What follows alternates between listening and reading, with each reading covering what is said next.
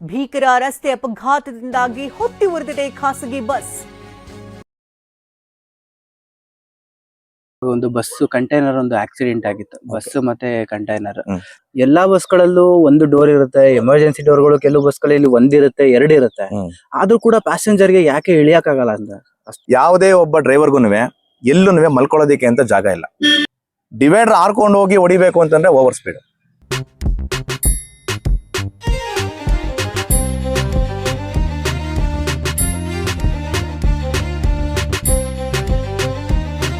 Sir ನಮಸ್ತೆ. ನಮಸ್ಕಾರ sir.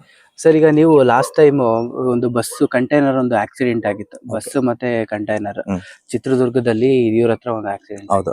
ಅದು ಹೇಗೆ ಇನ್ಸಿಡೆಂಟ್ ಆಗಿರ್ಬೋದು ಸರ್ ನಿಮ್ ಪ್ರಕಾರ? ಸರ್, ಇವತ್ತು ರಸ್ತೆನಲ್ಲಿ ಆಗ್ತಿರೋಂಥ ಆಕ್ಸಿಡೆಂಟ್ ಬಗ್ಗೆ ಹೇಳೋದಾದ್ರೆ, ನೈಟ್ ಡ್ರೈವಿಂಗ್ ತುಂಬಾ ಈಸಿ ಆಯ್ತಾ. ಬೆಳಿಗ್ಗೆ ಒಂದು ಹೆವಿ ವೆಹಿಕಲ್ ನ ಹ್ಯಾಂಡಲ್ ಮಾಡೋದಕ್ಕೂ ನೈಟ್ ಒಂದು ಹೆವಿ ವೆಹಿಕಲ್ ನ ಹ್ಯಾಂಡಲ್ ಮಾಡೋಕ್ಕೂ ತುಂಬಾ ವ್ಯತ್ಯಾಸ ಇದೆ. ಹಾಗಾಗಿ ತುಂಬಾ ಜನ ಏನ್ ಮಾಡ್ತಾರೆ ಅಂತಂದ್ರೆ, ಲಾರಿ ಅವರು ಹೆವಿ ಗೂಡ್ಸ್ ತಗೊಂಡೋಗುವಂತರು ನೈಟ್ ನ ಜಾಸ್ತಿ ಪ್ರಿಫರ್ ಮಾಡ್ತಾರೆ. ಇದರಲ್ಲಿ ಆಗ್ತಾ ಇರೋ ತಪ್ಪೇನು ಅಂತಂದ್ರೆ, ಇವತ್ತು ಕಂಟೈನರ್ ಡ್ರೈವರ್ ಏನು ಅಲ್ಲಿ ಅನಾಹುತ ಮಾಡಿದ್ದಾರೆ, ಡಿವೈಡರ್ನ ಹಾರ್ಕೊಂಡು ಬಂದು ಏನು ಹೊಡೆದಿದ್ದಾರೆ. ನನ್ನ ಒಂದು ಅನಿಸಿಕೆ ಏನಂತಂದ್ರೆ, ಬೆಳಿಗ್ಗೆ ಎಲ್ಲ ಅವರು ಲೋಡಿಂಗ್ ಅನ್ನೋ ಒಂದು ಇದರಲ್ಲಿ ಇರ್ತಾರೆ. ಲೋಡ್ ಮಾಡ್ಬೇಕು, ಒಂದು ಕಂಪ್ನಿ ಒಡೆ ಹೋಗ್ಬೇಕು ಅಂತ. ಯಾವುದೇ ಒಬ್ಬ ಡ್ರೈವರ್ಗುನುವೆ ಎಲ್ಲೂ ಮಲ್ಕೊಳ್ಳೋದಿಕ್ಕೆ ಅಂತ ಜಾಗ ಇಲ್ಲ. ಅವನು ಮಲ್ಕೊಂಡ್ರೆ ಅವ್ನು ಟ್ರಕ್ಕಲ್ಲೇ ಮಲ್ಕೋಬೇಕು ಆಯ್ತಾ. ಟ್ರಕ್ಕಲ್ಲಿ ಏನಂತ ಫೆಸಿಲಿಟೀಸ್ಗಳಿರಲ್ಲ. ಯಾಕೆಂತಂದ್ರೆ ಬಿಸಿಲು ಇರ್ಬೋದು, ಇಲ್ಲ ಇನ್ನೇನೋ ಇರ್ಬೋದು, ಅವ್ನಿಗೆ ಮಲ್ಕೊಳಕ್ ಆಗಿರೋದಿಲ್ಲ, ಏನೂ ಇಲ್ಲ. ಅವ್ನು ಬೆಳಿಗ್ಗೆ ಸಂಜೆವರೆಗೂ ಲೋಡ್ ಮಾಡಿ, ಲೋಡ್ ಆದ ನಂತರ ಇನ್ವಾಯ್ಸ್ ಬರೋವರೆಗೂ ಅಲ್ಲೇ ವೆಯ್ಟ್ ಮಾಡಿ, ಆ ಸೆಕ್ಯೂರಿಟಿ ಇನ್ವಾಯ್ಸ್ ಬಂದಿದ್ರು ಕೂಡ ಅವ್ನಿಗೆ ಅದನ್ನ ತಗೊಬಂದು ಕೊಡದೆ ತುಂಬಾ ಹೊತ್ತು ಅವ್ನು ಓಡಾಡಿ, ಆಮೇಲೆ ನಾನು ಇನ್ವಾಯ್ಸ್ ಬಂದಿದ್ಯಾ ಅಂತ ಅವ್ನು ಕೇಳಿ, ಆಮೇಲೆ ಇನ್ವಾಯ್ಸ್ ಬಂದಿದ್ರೆ ಅದನ್ನ ಈಸ್ಕೊಂಡು ಅವನು ಹೊರಡೋವರೆಗೂ ನಿದ್ರೆ ಮಾಡಿರೋದಿಲ್ಲ. ಇದು 100ರಲ್ಲಿ 90% ಹೆವಿ ಡ್ರೈವರ್ಗೆ ನಡೀತಿರುವಂತ ಘಟನೆ. ಯಾವುದೇ ಕಂಪ್ನಿಗೆ ಹೋದ್ರೂ ಟಾಯ್ಲೆಟ್ ಸೌಲಭ್ಯ ಕೂಡ ಇರೋದಿಲ್ಲ, ಸ್ನಾನ ಮಾಡೋದಕ್ಕೆ ಸೌಕರ್ಯ ಇರೋದಿಲ್ಲ. ಅಕಸ್ಮಾತ್ ರಸ್ತೆನಲ್ಲಿ ಬಂದು ಹೊರಗಡೆ ಮಾಡ್ಕೊಂತೀನಿ ಅಂತಂದ್ರೆ ಅದು ಅವನ ಒಂದು ಇದ್ರಲ್ಲೇ ಮಾಡ್ಕೋಬೇಕು. ಅದು ಬಿಟ್ಟು ಡ್ರೈವರ್ಗಳಿಗೆ ಅಂತೇಳಿ ಎಲ್ಲೂ ಸೌಲಭ್ಯ ಇಲ್ಲ. ಸರಿ, ಇವಾಗ ಇಷ್ಟು ಮಾಡ್ಕೊಂಡು ಅವನು ನೈಟು ಬ್ಯಾಂಗ್ಳೂರ್ ಬಂದು ತಲುಪಬೇಕು ಅನ್ನೋ ಒಂದು ಟಾರ್ಗೆಟ್ ಇಟ್ಕೊಂಡಿರ್ತಾನೆ. ಅವನು ಹೊರಟ್ರ ಜಾಗದಿಂದ ಬ್ಯಾಂಗ್ಳೂರ್ಗೆ ಬರುವಾಗ ಮಧ್ಯದಲ್ಲಿ 2 ಗಂಟೆ 3 ಗಂಟೆಗೆ ಸ್ವಾಭಾವಿಕ ನಿದ್ರೆ ಎಳೆಯುವಂಥದ್ದು. ಮಧ್ಯಾಹ್ನ ಆಗ್ಲಿ ಬೆಳಗ್ಗೆ ಆಗ್ಲಿ ಒಂದು ಒಳ್ಳೆ ನಿದ್ರೆ ಮಾಡಿರುವಂತ ಡ್ರೈವರ್ ಆದ್ರೆ ಈ ಟೈಮಲ್ಲಿ ನಿದ್ರೆ ಬರೋದಿಲ್ಲ. ಯಾವಾಗ ಅವರಿಗೆ ತುಂಬಾ ಆಯಾಸ ಆಗಿರ್ತದೆ, ಆ ಡ್ರೈವರ್ಗೆ ಈ ಒಂದು ಟೈಮ್ ನಲ್ಲಿ ನಿದ್ರೆ ಎಳೆದು ಸ್ವಾಭಾವಿಕ. ಅವಾಗ ಏನಾಗುತ್ತೆ ಅಂತಂದ್ರೆ, ನಿದ್ರೆ ಬರ್ತದೆ ಅಂತ ನೀನು ಮುಂಚೆನೇ ಗೊತ್ತಿರೋದಿಲ್ಲ. ಅವ್ನು ಕಾನ್ಫಿಡೆಂಟ್ ಇರ್ತದೆ, ನಾನು ತಲುಪ್ತೀನಿ, ನಾನು ಓಡಿಸ್ತೀನಿ ಅಂತ ಕಾನ್ಫಿಡೆಂಟ್ ಇರ್ತದೆ. ಆ ಹೋಗ್ತಾ ಹೋಗ್ತಾ ಹೋಗ್ತಾ ಯಾವ್ದೋ ಒಂದು ಟೈಮಲ್ಲಿ ಏನಾಗ್ಬಿಡ್ತದೆ, ಸಡನ್ ಆಗಿ ನಿದ್ದೆ ಬಂದ್ಬಿಡ್ತದೆ. ಈ ನಿದ್ದೆ ಬಂದಾಗ ಗಾಡಿ ಡಿವೈಡರ್ ಹಾರ್ಕೊಂಡು ಹೋಗಿ ಹೊಡಿಬೇಕು ಅಂತಂದ್ರೆ ಓವರ್ ಸ್ಪೀಡ್. ಅರ್ಥ ಆಯ್ತಾ? ಆ ಡಿವೈಡರ್ನ ಹಾರ್ಕೊಂಡು ಹೋಗಿ ಮತ್ತೆ ಅಲ್ಲಿ ಬಸ್ ಹೊಡಿಬೇಕು ಅಂತಂದ್ರೆ ಓವರ್ ಸ್ಪೀಡ್. ಅದು ಆ ಓವರ್ ಸ್ಪೀಡ್ ಇದ್ದಿದ್ದಕ್ಕೆ ಆ ಡಿವೈಡರ್ ಕಲ್ಲು ಆರಿ ಕೂಡ ಗಾಡಿ ಆ ಕಡೆಗೆ ಹೋಗಿರೋದು. ಅಕಸ್ಮಾತ್ ಆ ವ್ಯಕ್ತಿ ಏನಾದ್ರು ಲೆಫ್ಟ್ ಟ್ರ್ಯಾಕ್ ಅಲ್ಲೇ ಇದ್ದಿದ್ರೆ ರೈಟ್ ಟ್ರ್ಯಾಕ್ ಬರೋ ತನಕ ಸ್ಪೀಡ್ ಕಮ್ಮಿ ಆಗ್ಬಿಡೋದು, ಡಿವೈಡರ್ ಹೊಡೆಯೋ ತನಕ ಇನ್ನೂ ಸ್ಪೀಡ್ ಕಮ್ಮಿ ಆಗ್ಬಿಡೋದು. ಇಲ್ಲ ವೆಹಿಕಲ್ ಲೆಫ್ಟಿಗೆಲ್ಲರೂ ಹೋಗಿ ಅಪ್ಸೆಟ್ ಆಗ್ಬಿಡೋದು. ಸೊ ಯಾವಾಗ್ಲೂ ನೀವೇ ಹೆವಿ ವೆಹಿಕಲ್ನವರು ಮಿಡ್ ನೈಟ್ ಅಲ್ಲಿ ಡ್ರೈವ್ ಮಾಡ್ಬೇಕಾದ್ರೆ ಲೆಫ್ಟ್ ಟ್ರ್ಯಾಕ್ ನ ಯೂಸ್ ಮಾಡಿ, ರೈಟ್ ಟ್ರ್ಯಾಕ್ ನ ಯೂಸ್ ಮಾಡಕ್ ಹೋಗ್ಬೇಡಿ. ಇದು ತುಂಬಾ ಜನ ವಾದ ಮಾಡ್ತಾ ಇರೋದು ಏನು ಅಂತಂದ್ರೆ, ಹೆವಿ ವೆಹಿಕಲ್ನವರೆಲ್ಲ ರೈಟ್ ಟ್ರ್ಯಾಕ್ ಅಲ್ಲೇ ಓಡಿಸ್ತಾ ಇರ್ತಾರೆ ವೆಹಿಕಲ್ ನ ಅಂತ. ಇದು ಡೇ ಟೈಮ್ ಅಲ್ಲಿ ಏನಾಗ್ತದೆ ಅಂತಂದ್ರೆ, ನಮ್ಮ ಇಂಡಿಯಾದಲ್ಲಿ ಇರುವಂತ ಎಲ್ಲಾ ರಸ್ತೆಗಳನ್ನು 2 ವೇ ಟ್ರ್ಯಾಕ್ ಗಳೇನೆ, 2 ಟ್ರ್ಯಾಕ್ ಇರೋದು. ಸೊ ಈ ಟ್ರ್ಯಾಕ್ ಅಲ್ಲಿ ಏನಾಗ್ತದೆ, ಲೆಫ್ಟ್ ಟ್ರ್ಯಾಕ್ ಅಲ್ಲಿ ಆಟೋ ಮತ್ತೆ 2 ವೀಲರ್ನವರು ತುಂಬಾ ಯೂಸ್ ಮಾಡ್ತಾ ಇರ್ತಾರೆ. ಹೆವಿ ವೆಹಿಕಲ್ ನ ಲೆಫ್ಟ್ ಟ್ರ್ಯಾಕ್ ಅಲ್ಲಿ ಹ್ಯಾಂಡಲ್ ಮಾಡೋದು ತುಂಬಾ ಕಷ್ಟ.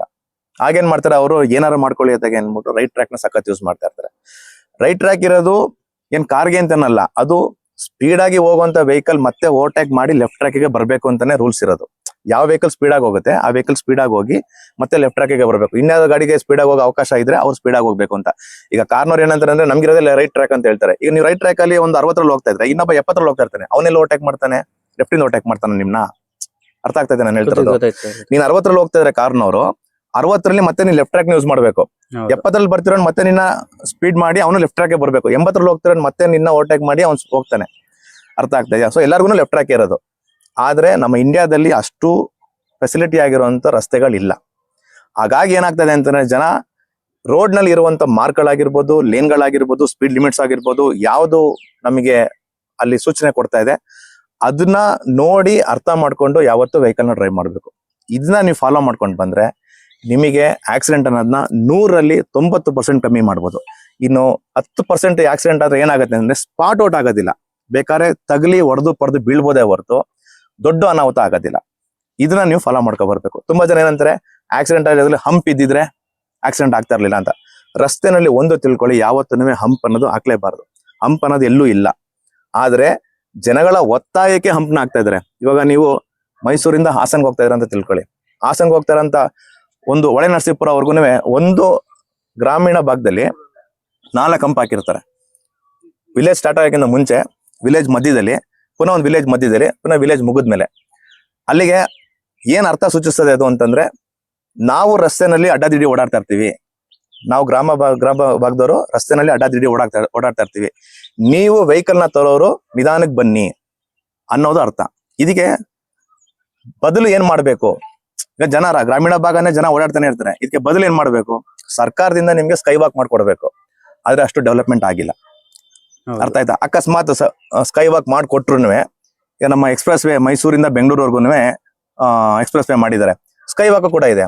ಆದ್ರೂ ಇವತ್ಗೂ ಹಾಕಿರುವಂತ ಫೆನ್ಸಿಂಗ್ ನ ಮುರಿದ್ಬಿಟ್ಟು ಹಸುನ ಈ ಕಡೆಯಿಂದ ಈ ಕಡೆ ಕರ್ಕೊಂಡು ಹೋಗ್ತಿರೋಂಥ ಜನಗಳು ತುಂಬಾ ಜನ ಇದ್ದಾರೆ. ಸೊ ಜನ ರಸ್ತೆ ಅಂದ್ರೆ ಏನು ಅನ್ನೋದನ್ನ ಮೊದಲು ಅರ್ಥ ಮಾಡ್ಕೋಬೇಕು. ಇದು ರಸ್ತೆ ಅನ್ನೋದು ಯಾರಿಗ ಸಂಬಂಧಪಟ್ಟಿರೋದು ಅಂತ. ಸರ್, ಮನೆ ಒಳಗಡೆ ನಾವು ನಮ್ ಇಷ್ಟ ಬಂದಂಗೆ ಕುತ್ಕೋಬಹುದು, ಓಡಾಡ್ಬೋದು, ರೂಮಲ್ಲಿ ಕುತ್ಕೋಬಹುದು, ಹಾಲಲ್ಲಿ ಕುತ್ಕೋಬಹುದು. ನೀವು ಒಂದು ಸಲ ರಸ್ತೆಗೆ ಅಂತ ಹೇಳಿದ್ರೆ ನಿಮಗೂ ನನಗೂ ಅವ್ರಿಗೂ ಎಲ್ಲಾರ್ಗು ಈಕ್ವಲ್ ಅದು. ನಾನು ಅಡ್ಡಾದಿಡ್ಡಿ ಪಾರ್ಕ್ ಮಾಡ್ತೀನಿ, ನಾನು ಓವರ್ ಸ್ಪೀಡ್ ಆಗಿ ಹೋಗ್ತೀನಿ, ನಾನು ಇಷ್ಟೇ ನಿಧಾನಕ್ಕೆ ಹೋಗ್ತೀನಿ, ನಾನು ಅಡ್ಡಾದಿಡ್ಡಿ ಡೋರ್ ತೆಗಿತೀನಿ, ಇದು ಯಾರಿಗೂ ಒಬ್ರಿಗೆ ಸಂಬಂಧಪಟ್ಟಿದ್ದಲ್ಲ. ಇದು ಎಷ್ಟು ಜನ ರೋಡಲ್ಲಿ ಇರ್ತಾರೆ ಅಷ್ಟು ಜನಕ್ಕೂ ಸಂಬಂಧಪಟ್ಟಿರುವಂತ ಒಂದು ವಿಚಾರ. ಸೊ ಹಾಗಾಗಿ ಇನ್ನು ಮುಂದೆ ಯಾವುದೇ ವೆಹಿಕಲ್ ನ ಡ್ರೈವ್ ಮಾಡುವಂತ ಡ್ರೈವರ್ಗಳು ರಸ್ತೆಯಲ್ಲಿ ಏನ್ ಸ್ಪೀಡ್ ಲಿಮಿಟ್ ನ ಕೊಟ್ಟಿದ್ದಾರೆ, ಏನು ಸೂಚನೆಗಳನ್ನ ಕೊಟ್ಟಿದ್ದಾರೆ, 40ರಲ್ಲಿ ಹೋಗುವಂತ ರಸ್ತೆನಲ್ಲಿ 60ರಲ್ಲಿ ಹೋಗಿ ಯಾವುದೇ ಕಾರಣಕ್ಕೂ ಅಪಘಾತನ ಮಾಡಕ್ ಹೋಗ್ಬೇಡಿ.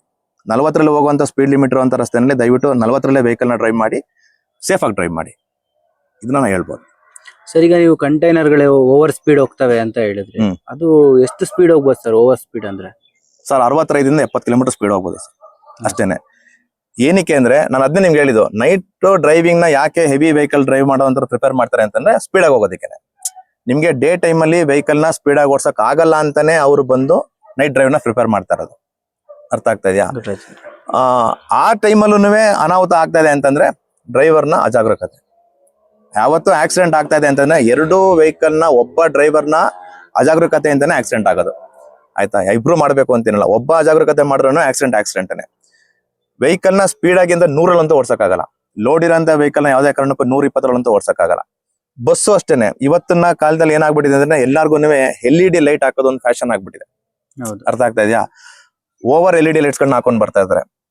ಒಂದು ವೆಹಿಕಲ್ ನ ಮ್ಯಾನುಫ್ಯಾಕ್ಚರಿಂಗ್ ಮಾಡಿರುವಂತ ಕಂಪ್ನಿ ಅವ್ರಿಗೆ ಗೊತ್ತು ಇದರ ಒಂದು ಹಾರ್ಸ್ ಪವರ್ ಎಷ್ಟು, ಇದರ ಬ್ರೇಕಿಂಗ್ ಕೆಪಾಸಿಟಿ ಎಷ್ಟು, ಇದಕ್ಕೆ ನಾವು ಯಾವ ರೀತಿಯಾದಂತಹ ಹಾರ್ನ್ ನ ಕೊಡಬೇಕು, ಇದಕ್ಕೆ ನಾವು ಯಾವ ರೀತಿಯಾದಂತಹ ಹೆಡ್ಲೈಟ್ ನ ಕೊಡಬೇಕು ಅಂತ ಕಂಪ್ನಿಗೆ ತುಂಬಾ ಚೆನ್ನಾಗಿ ಗೊತ್ತು. ಸೊ ಕಂಪ್ನಿಯವ್ರು ಏನ್ ಮಾಡ್ತಾರೆ ಅಂತಂದ್ರೆ, ನನ್ನ ವೆಹಿಕಲ್ ನ ಏನ್ ಮ್ಯಾನುಫ್ಯಾಕ್ಚರಿಂಗ್ ಮಾಡಿದೀನಿ, ಈ ವೆಹಿಕಲ್ ಈ ರಸ್ತೆನಲ್ಲಿ 70 ಕಿಲೋಮೀಟರ್ ಸ್ಪೀಡ್ ನಲ್ಲೇ ಓಡಕ್ಕೆ ಪರ್ಫೆಕ್ಟ್ ಆಗಿರೋಂಥದ್ದು. ಘಾಟ್ ಸೆಕ್ಷನ್ ನ ಬಂದು ನೀವು ಇದೇ ಸ್ಪೀಡ್ ಅಲ್ಲಿ ಇಳಿಸ್ಬೇಕು ಅನ್ನೋದಕ್ಕೆ ಪರ್ಫೆಕ್ಟ್ ಆಗಿರೋದು ಅಂತ ಮಾಡಿರ್ತಾರೆ. ಇವತ್ತು ತುಂಬಾ ಜನ ಏನ್ ಮಾಡ್ತಾರೆ ಅಂತಂದ್ರೆ, ಅದಕ್ಕೆ ಕಂಪ್ನಿಯಿಂದ ಕೊಟ್ಟಿರೋ ಹೆಡ್ಲೈಟ್ಸ್ ಪವರ್ ಸಾಲಲ್ಲ ಅಂತ ಹೇಳ್ತಾರೆ. ನಿನ್ಗೆ ಪವರ್ ಏನಕ್ಕೆ ಅಷ್ಟು ಕೊಟ್ಟಿದ್ದಾರೆ ಅವರು ಅಂತಂದ್ರೆ, ನಿನಗೆ ಏನ್ ಪವರ್ ಕಾಣ್ತಾ ಇದೆ ಹೆಡ್ಲೈಟ್ ಅಲ್ಲಿ, ಆ ಪವರ್ಗೆ ತಕ್ಕನಾಗಿರೋ ಸ್ಪೀಡ್ ಆಗಿ ಓಡಿಸ್ಬೇಕು ಗಾಡಿ ಅನ್ನೋದೇ ಅದರ ರೂಲ್ಸ್ ಇರೋದು. ನಿಂಗೆ ಕಂಪ್ನಿಯಿಂದ ಕೊಡ್ಬೇಕಾದ್ರೆ ಯಾರು ಹೇರ್ ಹಾರನ್ ಕೊಡೋದಿಲ್ಲ, ಅವ್ರು ಕೊಡೋದೇ ಬ್ಯಾಟ್ರಿ ಹಾರನ್. ಬಟ್ ಜನ ಏನ್ ಹೇಳ್ತಾರೆ ಅಂತಂದ್ರೆ, ನಾವು ಹಾರನ್ ಮಾಡಿದ್ರೆ ಜನ ಜಾಗ ಬಿಡ್ತಿಲ್ಲ ಅಂತ. ನಿನ್ಗೆಲ್ಲಪ್ಪ ಜನ ಅಡ್ಡ ಬರೋದು ಸಿಟಿ ಲಿಮಿಟ್ಸ್ ಅಲ್ಲಿ. ಸಿಟಿ ಲಿಮಿಟ್ಸ್ ಅಲ್ಲಿ ಯಾಕೆ ಜನನ ಹಾರನ್ ಮಾಡಿ ಸೈಡ್ ಹೋಗು ಅಂತ ಹೇಳ್ತೀಯಾ? ಅದು ಅವ್ರು ಸಂಬಂಧಪಟ್ಟಿರೋ ಜಾಗ. ಅರ್ಥ ಆಗ್ತಾ ಇದೆಯಾ? ಹೈವೇನಲ್ಲಿ ಜನ ಅಡ್ಡ ಬರ್ತಾರ ನಿನಗೆ? ಇಲ್ಲ. ಯಾಕೆ? ಅಲ್ಲಿ ಜನ ಯಾರು ಓಡಾಡೋದಿಲ್ಲ, ನಿಂಗೆ ಅಲ್ಲಿ ವೆಹಿಕಲ್ಸ್ ಮಾತ್ರ ಕಾಣ್ತಾ ಇರ್ತದೆ. ನೀ ಹಾರನ್ ಮಾಡಿ ಯಾರನ್ನೇ ಸೈಡ್ ಹೋಗು ಅಂತ ಹೇಳೋ ಅಧಿಕಾರ ನಿನಗಿಲ್ಲ. ಫುಟ್ಪಾತ್ ಅಲ್ಲಿ ಅವ್ರು ಹೋಗ್ತಾ ಇರ್ತಾರೆ, ಅವ್ರ ಪಾಡಿಗೆ ನಡ್ಕೊಂಡು ಹೋಗ್ತಾ ಇರ್ತಾರೆ, ಬರ್ತಾ ಇದಾರೆ. ಅಂತದ್ರಲ್ಲೂ ನೀನು ಹೇರ್ ಹಾರನ್ ಮಾಡಿ ಜಾಗ ಬಿಡುವಂತವ್ರಿಗೆ ಒತ್ತಾಯ ಮಾಡ್ತೀಯ ಅಂತಂದ್ರೆ ಅದು ಅಫೆನ್ಸ್ ಅದು. ಓಕೆನಾ? ಸೊ ಬಸ್ನವರಾಗಿರ್ಲಿ, ಯಾವುದೇ ವೆಹಿಕಲ್ ನ ಸಿಟಿ ಲಿಮಿಟ್ಸ್ ಓಡ್ತಿರೋಂಥವ್ರು ಬ್ಯಾಟ್ರಿ ಹಾರನ್ ಯೂಸ್ ಮಾಡಬೇಕು. ಕಂಪ್ನಿಯಿಂದ ಏನ್ ಕೊಟ್ಟಿದ್ದಾನೆ ಅವನು, ನಿಮ್ಮ ಹಾರನ್ ಏನಿದೆ ಅದೇ ವೆಹಿಕಲ್ ನ ಸ್ಪೀಡ್, ನಿಮ್ಮ ಹೆಡ್ಲೈಟ್ ಫೋಕಸ್ ಏನಿದೆ ಅದೇ ವೆಹಿಕಲ್ ನ ಸ್ಪೀಡ್. ನೀವು ಎಕ್ಸ್ಟ್ರಾ LED ಲೈಟ್ಸ್ ನ ಹಾಕೊಂಡಿದ್ದೀರಾ ಅಂತಂದ್ರೆ ನಿಮ್ಮ ವೆಹಿಕಲ್ ನಿಮ್ಗಿನ್ನೂ ಫೋಕಸ್ ನ ಜಾಸ್ತಿ ಮಾಡಿ ಸ್ಪೀಡ್ ನ ಜಾಸ್ತಿ ಮಾಡ್ತದೆ, ಆದ್ರೆ ಕಂಟ್ರೋಲ್ ಸಿಗೋದಿಲ್ಲ. ಅರ್ಥ ಆಗ್ತಾ ಇದೆಯಾ? ಅದಕ್ಕೇನೆ ಇದನ್ನ ಬ್ಯಾನ್ ಮಾಡ್ಬೇಕು ಅಂತಿರೋದು. ಸರ್, ನಿಮ್ಗೆ ಇನ್ನೊಂದು ಕ್ವಶನ್ ಏನಂತಂದ್ರೆ, ಈಗ ಪ್ಯಾಸೆಂಜರ್ ಬಸ್ಗಳಲ್ಲಿ, ಸ್ಲೀಪರ್ ಬಸ್ಗಳಲ್ಲಿ ಗೂಡ್ಸ್ ಕ್ಯಾರಿ ಮಾಡುವಂತದ್ದು, ಪಾರ್ಸೆಲ್ಗಳು, ಇದರಿಂದ ಬೇಗ ಫೈರ್ ಆಗುತ್ತೆ, ಇನ್ಸಿಡೆಂಟ್ ಹತ್ಕೊಳ್ಳುತ್ತೆ ಅನ್ನೋದು ಚಾನ್ಸಸ್ ಇರ್ತದೆ. ಈಗ ಒಂದು ಪ್ಯಾಸೆಂಜರ್ ವೆಹಿಕಲ್ ನಲ್ಲಿ ಸಮ್ ಲಿಮಿಟ್ಸ್ ಲಗೇಜ್ ನ ಹಾಕೊಂಡು ಹೋಗ್ತಾ ಇದಾರೆ ಅಂತಂದ್ರೆ ಸ್ಪೀಡ್ ಪಾರ್ಸಲ್ ಅಂತ ಇರ್ತದೆ. ಅವ್ರಿಗೆ ಏನಾಗಿರ್ತದೆ ಅಂದ್ರೆ ಕೆಲವೊಂದು ಲಗೇಜ್ಗಳು ಬೇಗ ಹೋಗ್ಬೇಕಾಗಿರ್ತದೆ. ಆಗ ಅವ್ರೇನ್ ಮಾಡ್ತಾರೆ ಅಂತಂದ್ರೆ ಅದನ್ನ ಬಸ್ಗಳಿಗೆ ಹಾಕ್ಬಿಡ್ತಾರೆ. ಯಾಕೆಂದ್ರೆ ಒಂದು ಲಾರಿ ಹೋಗಿ ತಲುಪೋದಕ್ಕೂ ಬಸ್ ತಲುಪೋದಕ್ಕೂ ತುಂಬಾ ವ್ಯತ್ಯಾಸ ಇದೆ. ಈಗ ಒಂದ್ ನೈಟ್ ಎಲ್ಲ ಟ್ರಾವೆಲ್ ಮಾಡ್ಬಿಟ್ರೆ ಬಸ್ ಬಾಂಬೆ ಹೊಟ್ಟೋಗ್ಬಿಡ್ತದೆ. ಆಗ ಅವ್ರು ಏನ್ ಮಾಡ್ತಾರೆ, ಒಂದು ಸ್ಪೀಡ್ ಪಾರ್ಸಲ್ ಹೋಗ್ಬೇಕಾಗಿರ್ತದೆ, ಅದನ್ನ ಏನ್ ಮಾಡ್ತಾರೆ, ಬಸ್ ಹಾಕ್ಬಿಟ್ಟಿರ್ತಾರೆ ಅವರು, ಇದನ್ನೆಲ್ಲ ಬಸ್ಸಲ್ಲಿ ತಗೊಂಡೋಗಿ ಅಂದ್ಬಿಟ್ಟು. ಅದೇ ಏನಾಗಿದೆ ಒಂದು ದೊಡ್ಡ ವಾಡಿಕೆ ಆಗ್ಬಿಟ್ಟಿದೆ. ನಾವು ಬಸ್ಸಲ್ಲಿ ಹಾಕೊಂಡು ಹೋಗ್ತೀವಿ ಅಂತ ಅಂದ್ಬಿಟ್ಟು ಹೆಚ್ಚು ಕಮ್ಮಿ ಒಂದು 3 ರಿಂದ 4 ಟನ್ ಅಷ್ಟು ಲಗೇಜ್ ನ ಬಸ್ಸಲ್ಲಿ ಹಾಕ್ಬಿಡ್ತಾರೆ. ಅರ್ಜೆಂಟ್ ಇದೆ ಅಂತ ಹೇಳ್ಬಿಟ್ಟು. ಅದ್ರಲ್ಲಿ ಏನೇನಿದೆ ಅಂತ ಪ್ಯಾಸೆಂಜರ್ ಗೊತ್ತಿರೋದಿಲ್ಲ. ಲಿಕ್ವಿಡ್ ಐಟಮ್ಸ್ ಇರ್ಬೋದು, ಇಲ್ಲ ಬೇಗ ಫ್ಲೇಮೇಬಲ್ ಆಗುವಂತ ಒಂದು ಮೆಟೀರಿಯಲ್ ಇರ್ಬೋದು, ಇಲ್ಲ ಪಟಾಕಿ ಇರ್ಬೋದು, ಏನು ಐಡಿಯಾ ಇರೋದಿಲ್ಲ. ಆಯ್ತಾ, ಇವನ್ ಡ್ರೈವರ್ ಕೂಡ ಐಡಿಯಾ ಇರೋದಿಲ್ಲ. ಈಗ ಏನಂತಂದ್ರೆ ಡ್ರೈವರ್ ತಲೆಯಲ್ಲಿ ಏನಿರುತ್ತೆ ಅಂತಂದ್ರೆ, ನನ್ಗೆ ಮಂತ್ಲಿ ಸ್ಯಾಲರಿ ಬರ್ತಾ ಇದೆ, ಡೈಲಿ ಒಂದು ಬ್ಯಾಟಾ ಬರ್ತಾ ಇದೆ, ಎಕ್ಸ್ಟ್ರಾ ಇನ್ಕಮ್ ಏನಾದ್ರು ಬೇಕು ಅಂತ ನೋಡೋದಾದ್ರೆ ಒಂದು ಎಕ್ಸ್ಟ್ರಾ ಪ್ಯಾಸೆಂಜರ್ ಹಾಕೊಂತ ಇರ್ತೀನಿ, ಲಗೇಜ್ ಹಾಕಿದ್ರೆ ನಂಗೆ ಏನು ಎಕ್ಸ್ಟ್ರಾ ಇನ್ಕಮ್ ಸಿಗುತ್ತೆ ಅನ್ನೋ ಅಂತ ಒಂದು ಕಾನ್ಸೆಪ್ಟ್ ಅಲ್ಲಿ ಅವ್ರು ಇರ್ತಾರೆ. ಅವ್ರಿಗೂ ಯಾವುದೇ ರೀತಿ ಒಂದು ಐಡಿಯಾ, ಅವ್ನು ಹೋಗ್ಬಿಟ್ಟು ನೀನು ಆಯಿಲ್ನೇ ಹಾಕ್ತಾ ಇದೆಯಾ ಇಲ್ಲ ಫೈರ್ ಕ್ರ್ಯಾಕರ್ನೇ ಹಾಕ್ತಾ ಇದೆಯಾ ಅಂತೆಲ್ಲ ಏನು ಚೆಕ್ ಮಾಡಕ್ ಆಗೋದಿಲ್ಲ. ಒಂದು ವಿಶ್ವಾಸ, ನನ್ನ ಗಾಡಿನಲ್ಲಿ ಇಂತಿಂತ ಒಂದು ಮೆಟೀರಿಯಲ್ ಹಾಕಿದ್ದಾರೆ ಅಂತ ಹೇಳ್ಬಿಟ್ಟು. ಯಾಕಂದ್ರೆ ಅವ್ರಿಗೂ ಏನು 2 ಗಂಟೆ ರಾತ್ರಿ ಯಾವ್ದೋ ಲಾರಿ ಬಂದು ನೋಡಿತದೆ, ಅದು ಫೈರ್ ಆಗುತ್ತೆ ಅನ್ನೋ ಅಂತ ಯಾವುದೇ ರೀತಿ ಐಡಿಯಾ ಇರೋದಿಲ್ಲ. ಸೊ ಆ ಟೈಮಲ್ಲಿ ಏನಾಗ್ಬಿಡ್ತು, ಆಕ್ಸಿಡೆಂಟ್ ಆಯ್ತು. ಆಕ್ಸಿಡೆಂಟ್ ಆದ ತಕ್ಷಣ ಅವ್ರು ಬಂದು ಹೊಡೆದಿದ್ದು ಡೀಸೆಲ್ ಟ್ಯಾಂಕ್ ಹತ್ರಕ್ಕೆ. ಡೀಸೆಲ್ ಟ್ಯಾಂಕ್ ಹೊಡೆದ ತಕ್ಷಣ ಫೈರ್ ಆಗ್ಬೇಕು ಅಂತ ಏನಿಲ್ಲ. ಆದ್ರೆ ಆ ಟೈಮಲ್ಲಿ ಎಲ್ಲರೂ ಸ್ಪಾರ್ಕ್ ಆಗಿದ ತಕ್ಷಣ ಏನಾಯ್ತು, ಫೈರ್ ಆಯ್ತು. ಯಾಕೆಂದ್ರೆ ಅದು ಮೂವ್ಮೆಂಟ್ ಅಲ್ಲಿ ಇರುವಂತ ಬಸ್ಸು, ಇದು ಅಡ್ಡ ಹೊಡೆದಂತ ಲಾರಿ, ಫೈರ್ ಆಗಿದೆ, ಕ್ರ್ಯಾಕ್ ಆಗಿದೆ, ಅಂದ್ರೆ ಒಂದಕ್ಕೊಂದು ರಬ್ ಆಗಿದೆ. ಮೆಟಲ್ ಅಲ್ವಾ, ಮೆಟಲ್ ಆಗಿದ ತಕ್ಷಣ ಏನಾಗಿದೆ ಅಂದ್ರೆ ಬೆಂಕಿ ಹತ್ಕೊಂಡಿದ ತಕ್ಷಣ ಏನಾಗಿದೆ, ಗಾಡಿನಲ್ಲಿ ಇದ್ದಂತ ಮೆಟೀರಿಯಲ್ ಯಾವ್ದಾದ್ರು ಫ್ಲೇಮಬಲ್ ಆಗಿದ್ರೆ ಆ ಕ್ಷಣಕ್ಕೆ ಇಮಿಡಿಯೇಟ್ ಆಗಿ ಅಲ್ಲಿಗೆ ಸ್ಪ್ರೆಡ್ ಆಗಿದೆ. ಟಾಪ್ ಮೇಲಿಂದ ಅದು ಫುಲ್ ಬರ್ನ್ ಆಗಿದೆ. ಹಾಗಾಗಿನೇ ಅದು ತುಂಬಾ ಬೆಂಡ್ ಆಗ್ಬಿಟ್ಟಿದೆ ಗಾಡಿ. ಅಷ್ಟರಲ್ಲಿ ಜನಗಳಿಗೆ ಇಳಿಯೋದಕ್ಕೆ ಆಗಿಲ್ಲ. ಇದು ಮೇನ್ ಆಗಿ ತಪ್ಪೇನೆ. ಯಾಕಂದ್ರೆ ಒಂದು ಪ್ಯಾಸೆಂಜರ್ ವೆಹಿಕಲ್ ನಲ್ಲಿ ಅಷ್ಟೊಂದು ಲೋಡ್ಗಳನ್ನ ಕ್ಯಾರಿ ಮಾಡ್ಕೊಂಡು ಹೋಗುವಂಥದ್ದು 100% ತಪ್ಪೇನೆ. ಅದು ಬಿಟ್ಟು ಇದನ್ನ ನಾವು ಕಂಟ್ರೋಲ್ ಮಾಡ್ತೀವಿ ಅಂತಂದ್ರೆ ಸರ್ಕಾರದವರೇನೆ ಒಂದು ಒಳ್ಳೆ ನಿರ್ಧಾರ ತಗೊಂಡು ಇನ್ನು ಮುಂದೆ ಈ ತರ ಕ್ಯಾರಿ ಮಾಡೋಗಿಲ್ಲ ಅಂತ ನಿರ್ಧಾರ ತಗೊಂಡು ಅದನ್ನ ಕಡ್ಡಾಯ ಕಂಡೀಷನ್ ಆಗಿ ಸ್ಟಾಪ್ ಮಾಡ್ಬೇಕು. ಪ್ಯಾಸೆಂಜರ್ ಇರ್ಬೇಕು, ಪ್ಯಾಸೆಂಜರ್ ಅವರಂತ ಲಗೇಜ್ ಇರ್ಬೇಕು.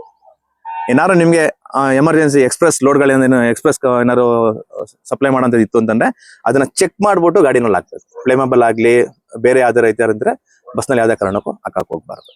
ಮತ್ತೆ ಸರ್ ಇನ್ನೊಂದು, ಈಗ ರೀಸೆಂಟ್ ಡೇಸ್ ಅಲ್ಲಿ ಇನ್ಸಿಡೆಂಟ್ ಗಳು ನಡೆದಿರೋದ್ರಿಂದ ಎಲ್ಲಾ ಬಸ್ಗಳಲ್ಲೂ ಒಂದು ಡೋರ್ ಇರುತ್ತೆ, ಎಮರ್ಜೆನ್ಸಿ ಡೋರ್ಗಳು ಕೆಲವು ಬಸ್ಗಳಲ್ಲಿ ಒಂದಿರುತ್ತೆ, 2 ಇರುತ್ತೆ. ಆದ್ರೂ ಕೂಡ ಪ್ಯಾಸೆಂಜರ್ಗೆ ಯಾಕೆ ಇಳಿಯಕ್ಕಾಗಲ್ಲ ಅಂತ ಗೊತ್ತಿರೋದಿಲ್ಲ. ಈಗ ಬಸ್ನಲ್ಲಿ ಪ್ಯಾಸೆಂಜರ್ಗಳನ್ನ ಹತ್ತಿಸ್ಕೊಂಡು ಡ್ರೈವರ್ ಹೋಗ್ಬಿಟ್ಟು ಇದನ್ನ ನೀವು ಇದೇ ತರನೇ ತೆಗೀರಿ, ಈ ತರನೇ ಓಪನ್ ಮಾಡಿ, ಇದು ಎಮರ್ಜೆನ್ಸಿ ಡೋರು ಅಂತೆಲ್ಲ ಹೇಳ್ಕೊಡಕ್ ಆಗೋದಿಲ್ಲ.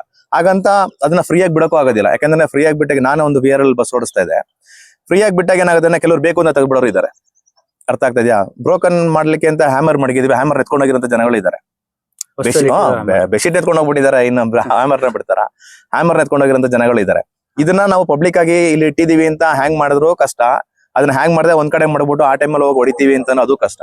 ಇಲ್ಲಿ ಪಬ್ಲಿಕ್ ನ ಕೋಆಪರೇಟಿವ್ ತುಂಬಾ ಇದೆ. ಈಗ ಒಂದು ಬಸ್ಸಲ್ಲಿ ನೀವು ಹತ್ತಿದ್ದೀರಾ ಅಂತಂದ್ರೆ ಆ ಪ್ರಾಪರ್ಟಿಗಳನ್ನ ಯಾವ್ದು ನೀವು ಮುಟ್ಟಕ್ ಹೋಗ್ಬಾರ್ದು. ಆ ತರ ನೀವು ಮುಟ್ತೇ ಇದ್ದಾಗ ಏನ್ ಮಾಡ್ತಾರೆ ಅಂದ್ರೆ ಬಸ್ನವ್ರು ಅದನ್ನ ಎಲ್ಲೆಲ್ಲಿ ಪ್ಲೇಸ್ ಮಾಡೋಲ್ಲ ಕರೆಕ್ಟ್ ಪ್ಲೇಸ್ ಮಾಡಿರ್ತಾರೆ. ಈಗ ಎಮರ್ಜೆನ್ಸಿ ಡೋರ್ನ ನೀವು ಸುಮ್ನೆ ತೆಗೆದ್ಬಿಡ್ತೀರಾ ಅಂತ ಆ ಒಂದು ಟೆನ್ಷನ್ ಏನ್ ಮಾಡ್ತಾರೆ ಅಂದ್ರೆ ಅದನ್ನ ಅವರು ಅವ್ರದೇ ಆದಂತ ಒಂದು ಸಿಸ್ಟಮ್ ಅಲ್ಲಿ ಅದನ್ನ ಬ್ಲಾಕ್ ಮಾಡ್ಬಿಟ್ಟಿರ್ತಾರೆ. ಅದೇ ಒಂದು ಸಿಸ್ಟಮ್ ಅಲ್ಲಿ ಬ್ಲಾಕ್ ಮಾಡ್ಬಿಟ್ಟಿರ್ತಾರೆ. ಆ ಬ್ಲಾಕ್ ನ ಡ್ರೈವರೇ ಬಂದು ತೆಗಿಬೇಕು ಅನ್ನೋ ಮಟ್ಟಿಗೆ ಇರ್ತದೆ. ಹಾಗಾಗಿ ಏನಾಗುತ್ತೆ ಅಂದ್ರೆ ಪಬ್ಲಿಕ್ ಅಲ್ಲಿ ಟ್ರಾವೆಲ್ ಮಾಡ್ತಿರುವಂತ ಪ್ಯಾಸೆಂಜರ್ಗೆ ಇದನ್ನ ಯಾವ ರೀತಿ ಓಪನ್ ಮಾಡ್ಬೇಕು ಅಂತ ಐಡಿಯಾ ಇರಲ್ಲ. ಈ ಒಂದು ಎಕ್ಸಾಂಪಲ್ಗೆ ನಾನು ನಮ್ಮ ತಾಯಿನ ಬಸ್ಸಲ್ಲಿ ಹತ್ತಿಸ್ತಾ ಇದ್ದೆ ತಿಳ್ಕೊಳ್ಳಿ. ಇವತ್ತು ನಮ್ಮ ತಾಯಿ ನೈಟ್ ಜರ್ನಿ ಮಾಡ್ತಾ ಇದ್ದಾರೆ.